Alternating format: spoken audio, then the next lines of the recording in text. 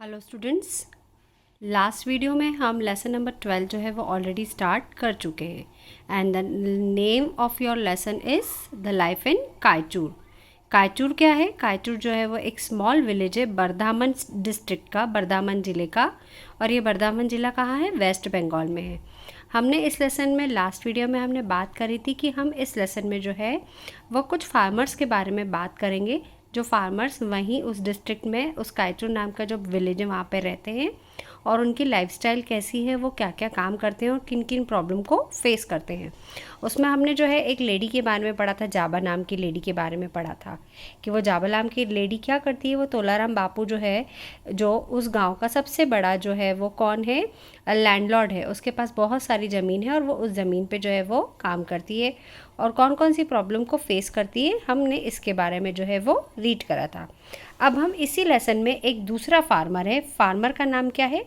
बोंगशी। क्या नाम है? बोंगशी। थोड़ा अजीब नाम है ना, वेस्ट बंगाल के तरफ ऐसे ही थोड़े अजीब से नाम होते हैं। बोंगशी नाम का एक फार्मर है।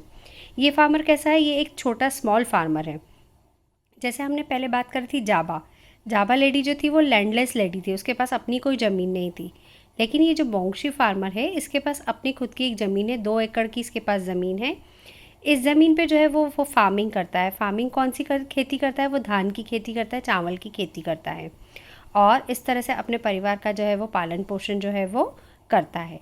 जब फसल पक जाती है तब ये क्या करता है बोंगशी, ये कुछ दूसरे फार्मर्स की भी जो है वो हेल्प ले लेता है ताकि अपनी फसल को वो काट सके। लास्ट ईयर उसने क्या करा था, सीड्स को परचेस करने के लिए उसने जो है वो मार्केट्स में से सीड्स परचेस कर लिए थे। इस साल भी उसने जो है सीड परचेस करने के लिए क्या करा है, इस बार उसने एक व्यापारी के से जो है पैसा उधार लिया है। और उसे पैसा किस शर्त पे उधार मिला है कि वो जब उसकी धान की फसल पक जाएगी, पकने के बाद में वो सिर्फ उसी जो व्यापारी को जो है वो अपनी पूरी फसल बेचेगा। एक्चुअली में जो ये स्मॉल फार्मर्स होते हैं, इनके पास इतनी फसल नहीं हो पाती है कि ये मार्केट में ले जाके बेचे। ये उतनी ही फसल ग्रो कर पाते हैं कई बार कि उनके परिवार का पालन पोषण कर सकें। तो बोंगशी ने इस बार क्या करा है कि इसको क्रॉप्स अच्छी मिले और थोड़ी ज़्यादा मिले, इसलिए उसने मार्केट से पैसा जो है वो उधार लिया है ताकि वो अपने परिवार का लालन पोषण कर सके और साथ ही साथ में क्या कर सके, जो है जिससे उसने पैसा उधार लिया है उसको अपनी फसल जो है वो बेच सके। तो इस तरह से उसने जो है वो एक लैंडलॉर्ड से जो है वो पैसा उधार लिया है। क्या खरीदने के लिए? बीज खरीदने के लिए, कुछ खाद खरीदने के लिए जो है वो पैसा लिया है। और उसकी रीपेमेंट की शर्त क्या है कि उसे अपनी जो भी क्रॉप होगी ग्रो, वो उसे कोई बेचना पड़ेगा। पर ये जो छोटे फार्मर्स होते हैं, इनकी प्रॉब्लम क्या रहती है कि कई बार क्या होता है, ये जो है इनकी फसल किसी कारण से अच्छी नहीं हो पाती है। अच्छी नहीं हो पाती है तो फिर इनके परिवार का पालन पोषण करना भी इनके लिए बहुत मुश्किल हो जाता है और जो इन्होंने लोन ले रखा है जिसे उसे चुकाना है, उनको ये रीपेमेंट करने में भी बहुत दिक्कत क्या है, कई बार इनको हो जाती है। ये जो छोटे फार्मर्स होते हैं, इनकी फार्मिंग का काम जो है वो पूरे साल नहीं चलता है। साल के कुछ 8 से 9 महीने जो है ये फार्मिंग का काम करते हैं। अब बाकी के जो बचे हुए महीने हैं उसमें भी इनको इनके परिवार का पेट पालना होता है या उनका भरण पोषण करना होता है। तब ऐसी कंडीशन में क्या करते हैं, ये जो तोलाराम बाबू है, उनके गांव का जो एक बड़ा लैंडलॉर्ड है जिसकी खुद की एक राइस की मिल है, चावल की मिल है, इसकी मिल में जाके ये लोग जो है वो काम करता है। लोन के रीपेमेंट की जहाँ तक बात आती है, कई बार फसल अच्छी नहीं हो पाती तो ये रीपेमेंट नहीं कर पाते और इस तरह से इनकी जो लोन की अमाउंट है वो बढ़ती जाती है और समहाउ अगर वो किसी रीज़न से जो है वो लोन को रीपेमेंट नहीं कर पाते हैं तो बहुत सारे फार्मर्स जो है वो क्या होते हैं, वो आत्महत्या करने पर मजबूर हो जाते हैं। क्यों? क्योंकि वो लोन का रीपेमेंट नहीं कर पाते। एक तो उनको बाज़ार में उधारी चुकानी है और साथ ही साथ में अपने परिवार को भी पालना होता है और कई बार जो है वो इसी डिप्रेशन में आके जो है वो आत्महत्या कर लेते हैं। हमारे इंडिया में जो है वो बहुत सारे जो विलेजर्स हैं, आज भी क्या होता है, जब 8 से 9 महीने खेती करने के बाद में बाकी के 3-4 महीने वो क्या करेंगे, तो इसलिए वो काम की तलाश में क्या करते हैं, अपनी फैमिली को तो विलेज में छोड़ देते हैं और माइग्रेट करते हैं यानी एक प्लेस से दूसरी प्लेस जाते हैं काम की तलाश में। तो वो गांव से शहर आते हैं काम की तलाश में और खेती के अलावा वो जो है वो दूसरे काम भी करते हैं, मजदूरी भी करते हैं ताकि अपने परिवार को जो है वो पैसे भिजवा सके और कुछ अलग से अदर इनकम जो है वो कर सके। तो ये हमने जो है वो छोटे फार्मर के बारे में बात करी, बोंगशाई नाम के एक फार्मर की बात करी। अब हम बात करते हैं तोलाराम की। ये तोलाराम कौन है? ये बहुत बड़ा लैंडलॉर्ड है, भूस्वामी है बहुत बड़ा। इसके पास बहुत सारी कृषि की ज़मीनें हैं और साथ ही साथ में इसके पास एक चावल की मिल भी है। चावल की मिल है, उसके साथ एक इसके पास एक दुकान है जिसमें वो बीजों को बेचता है और साथ ही साथ में पेस्टिसाइड्स और जो फर्टिलाइज़र्स वगैरह होते हैं उनको भी सेल करता है। इसने अपनी फैक्ट्री में बहुत सारे फार्मर्स जो हैं उनको क्या कर रखा है, जॉब पे रख रखा है। इसके ये क्या करता है, जितने जो छोटे फार्मर्स होते हैं उनसे ये चावल ख़रीदता है, अपनी राइस मिल में इनको भेजता है। उसमें से चावल में से जो है वो हस्क यानी भूसी जो है उसको अलग करता है, फिर चावल को पॉलिश करता है अच्छे से, उनको बोरियों में पैक करता है और दूसरे जो ट्रेडर्स होते हैं, व्यापारी होता है, उनको ये बेचता है और अच्छी खासी इनकम जो है ये कमाता है।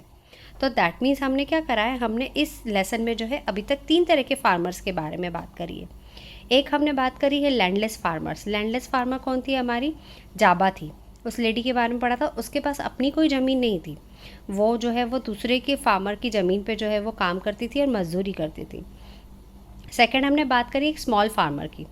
स्मॉल फार्मर यानी कौन? बोंगशी, जिसके पास ज़मीन का एक छोटा सा टुकड़ा रहता है और जिस पे वो फार्मिंग करता है और अपने परिवार के लिए जो है वो मनी अर्न करता है।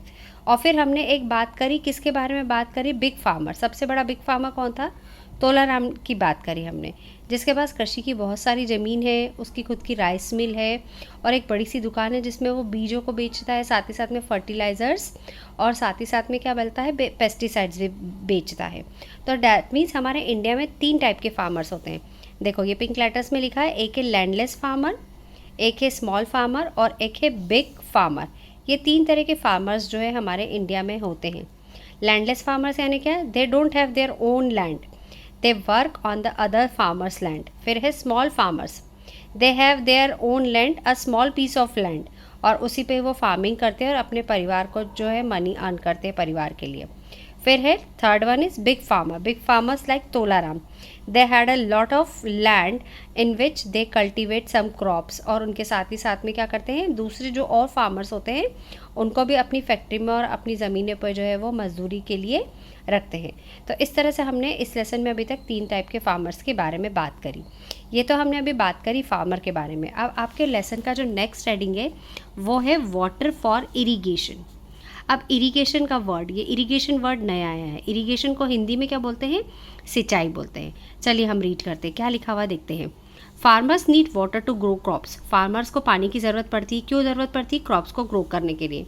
For 100 of years farmer in India have depend on rainfall to water their crops. हमारे यहाँ जो फार्मर्स होते हैं, किसान होते हैं, वह अपनी क्रॉप्स को वाटर की नीड को फुलफ़िल करने के लिए किस पे डिपेंड रहते हैं? रेनफॉल पे, बारिश पे डिपेंड रहते हैं। However rainfall is not very dependable.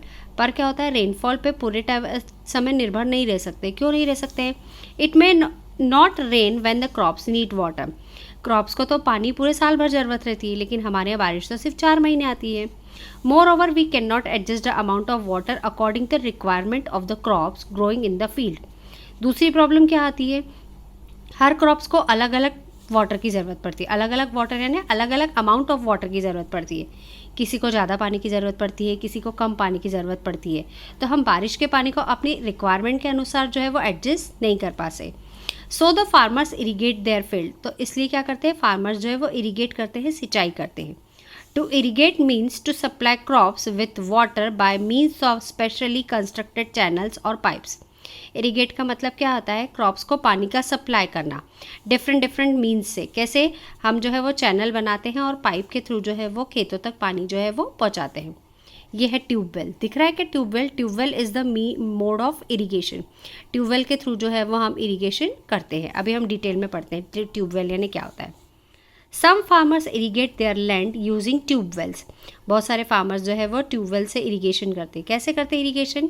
They do not have to wait for the rain. उसके लिए उनको बारिश के वेट करने की ज़रूरत नहीं है।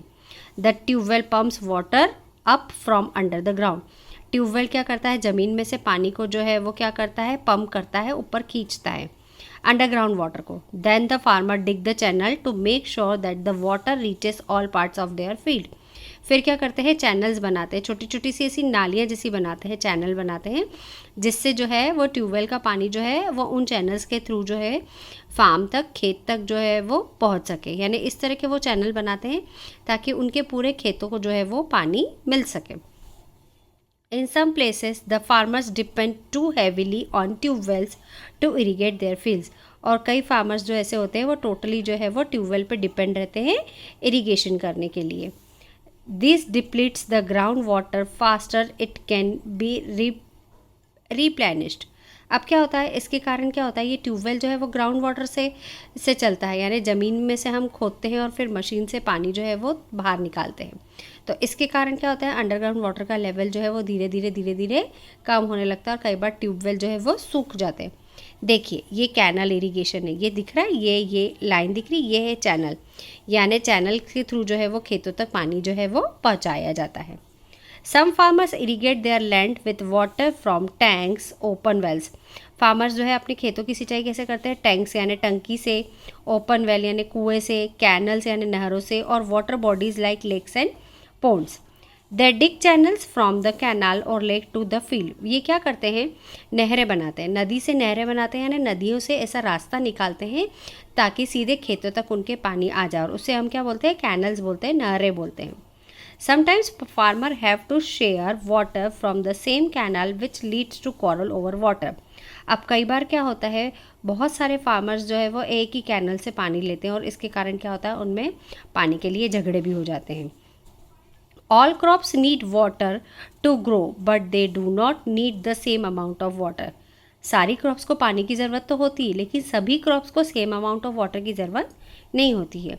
क्रॉप्स लाइक पल्सेस और दाल, कैसी क्रॉप्स, दाल है, रागी है, ज्वार है, can grow on dry land, ये सूखी ज़मीन पे ग्रो हो सकती है, इनको ज़्यादा पानी की ज़रूरत नहीं होती है। Rice must grow in the standing water so it is always grown in the areas of the heavy rainfall. चावल की खेती के लिए ज़्यादा पानी की ज़रूरत होती है, इससे चावल जो है वो जनरली जो है जहाँ हैवी रेनफॉल होता है वहाँ पे ग्रो किए जाते हैं, और on the land which can be irrigated well, और या फिर ऐसी ज़मीनों पर चावल को ग्रो किया जाता है जहाँ पे इरिगेशन फैसिलिटी अच्छी हो। Wheat needs a cool climate and comparatively less water. Wheat यानी गेहूँ को जो है वो कूल क्लाइमेट की ज़रूरत होती है, ज़्यादा गर्म क्लाइमेट की ज़रूरत नहीं होती है, और साथ ही साथ में उसको कम पानी की ज़रूरत होती है as compare to rice. Oil seeds also need less water. Oil seeds जो है वो जिससे हम तेल निकालते हैं, ऐसी फसलों को भी जो है वो कम वाटर की ज़रूरत पड़ती है। तो हमने ये अभी किसके बारे में पढ़ा, वाटर फॉर इरिगेशन। इरिगेशन यानी सिंपल मीन्स है खेतों तक पानी को पहुंचाना विद द डिफरेंट मोड्स। और ये मोड्स कैसे हो सकते हैं, टैंक्स हो सकते हैं, ओपन वेल्स हो सकते हैं, कैनल्स हो सकती है, लेक्स यानी तालाब और पोन्ड से भी जो है वो हम क्या कर सकते हैं, खेतों तक पानी पहुँचा सकते हैं। अब नेक्स्ट हेडिंग है और लास्ट हेडिंग है आपकी बुक का, ये है फर्टिलाइज़र। फर्टिलाइजर्स यानी हम जिसको बोलते हैं उर्वरक या खाद, जो क्रॉप्स को ग्रो करने में, अच्छी क्रॉप्स को ग्रो करने में हेल्प करता है और जिससे क्रॉप्स में जो है वो कीड़े नहीं लगते हैं। Fertilizers helps crop grow well. Fertilizers crops को अच्छे से ग्रो करने में हेल्प करते हैं। Different plants need different kinds of fertilizers. अलग अलग क्रॉप्स को अलग अलग फर्टिलाइजर्स की ज़रूरत होती है। मैन्योर और एनिमल डंग। एनिमल डंग यानी जिसमें हम सिंपल से, जैसे सबसे अच्छी खाद जो है जिसे हम भी जानते हैं नॉर्मल लैंग्वेज में जो हम बोलते हैं गोबर के कंडे, जो सबसे अच्छी खाद होती है फार्मिंग के लिए, और फार्मर्स जो है वो इसका बहुत अच्छा यूज़ भी करते हैं खेती के लिए। मैन्योर और animal dung are the best fertilizers because they are natural. ये सबसे अच्छे फर्टिलाइजर्स होते हैं, उर्वरक होते हैं, क्योंकि ये क्या होते हैं, नेचुरल होते हैं, इसमें किसी तरह का कोई केमिकल नहीं मिला होता है। Common chemical fertilizers are urea and potash. और जो दूसरे केमिकल फर्टिलाइजर्स है जिसमें केमिकल भी मिक्स होता है वो कौन कौन से हैं, यूरिया और potash. Crops also need to be protected against insect and animals. Crops को हमेशा जो है वो इंसेक्ट से और एनिमल से बचाना चाहिए। For this they are spread with the pesticides from time to time. और इसके लिए फार्मर्स जो है वो पेस्टिसाइड्स को जो है वो टाइम टू टाइम स्प्रे करता है ताकि जो फसल ग्रो करी है उसमें उनमें कीड़े नहीं लगे। तो ये जो है हमने आपका जो है लेसन नंबर 12 जो है वो आज यहाँ पे हमने एंड कर दिया है। अब नेक्स्ट वीडियो में हम फिर से मिलेंगे। Till then good bye.